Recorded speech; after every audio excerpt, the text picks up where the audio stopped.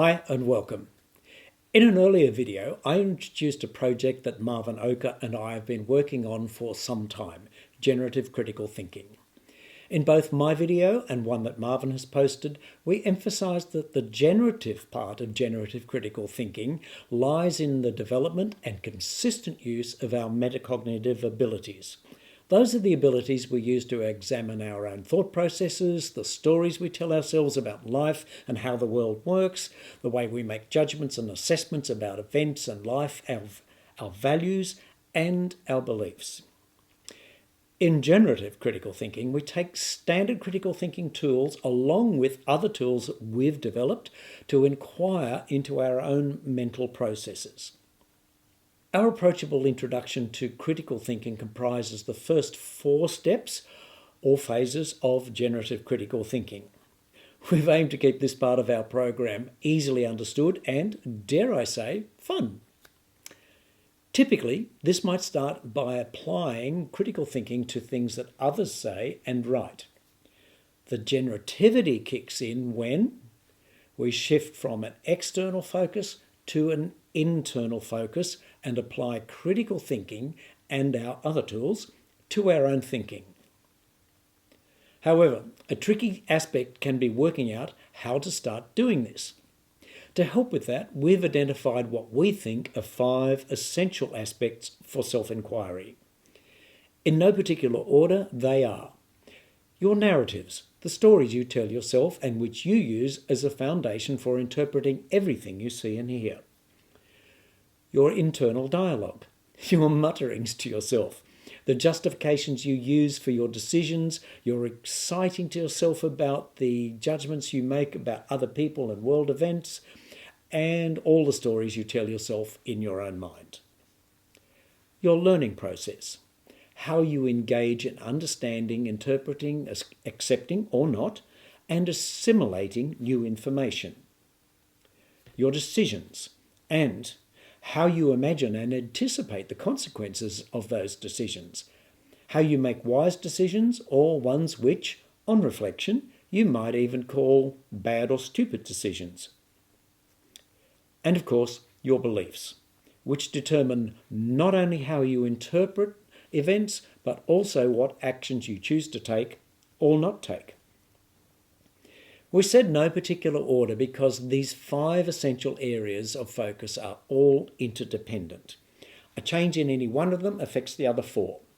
However, we do see your beliefs as being central to how these interdependencies work. Think of the analogy of a keystone in an arch. Everything attaches to or is supported by your beliefs. And that's why steps 5 and 6 of the generative critical thinking process are so important and, we have to admit, so challenging. So today, let's just start with our stories, our narratives.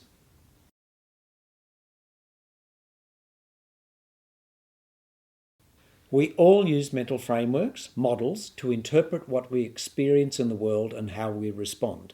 You might not think about them as mental models, but you'll have descriptions of the world, descriptions of others' behaviour, attitudes and perceived morals, and you'll have a story about how you fit into the world and how you interact with it. A simple narrative might have come from an early childhood story where you learned the difference between being cruel or kind. In the world of work, you'll have stories about what makes a business a horrid or pleasant place to work, and so on.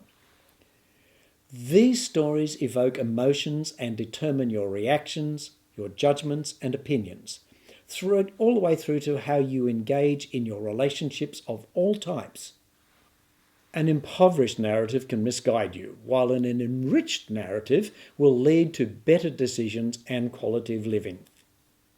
For example, imagine someone who has an ongoing story that opportunities always bypass them. They will just miss out on the sale that had that new TV they wanted. When they go to the supermarket, particular items they want never seem to be there on the shelf.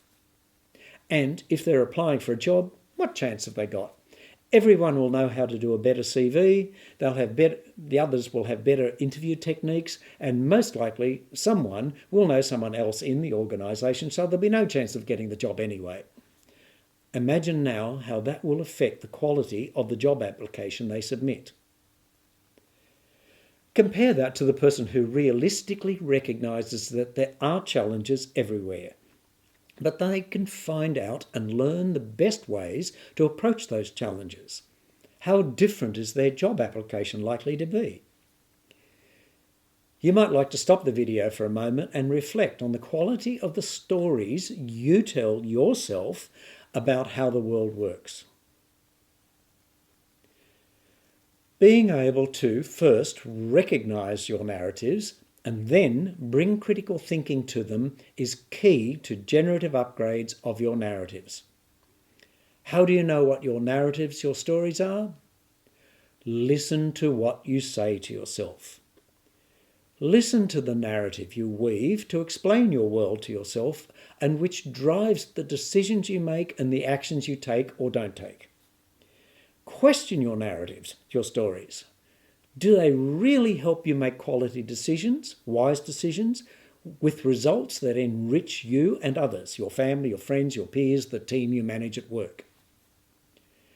Question how you came to accept your narratives. Did you just absorb them?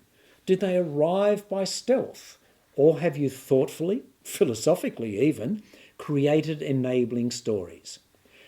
When you really listen to what you say to yourself, you'll discover whether your stories are empowering or disempowering.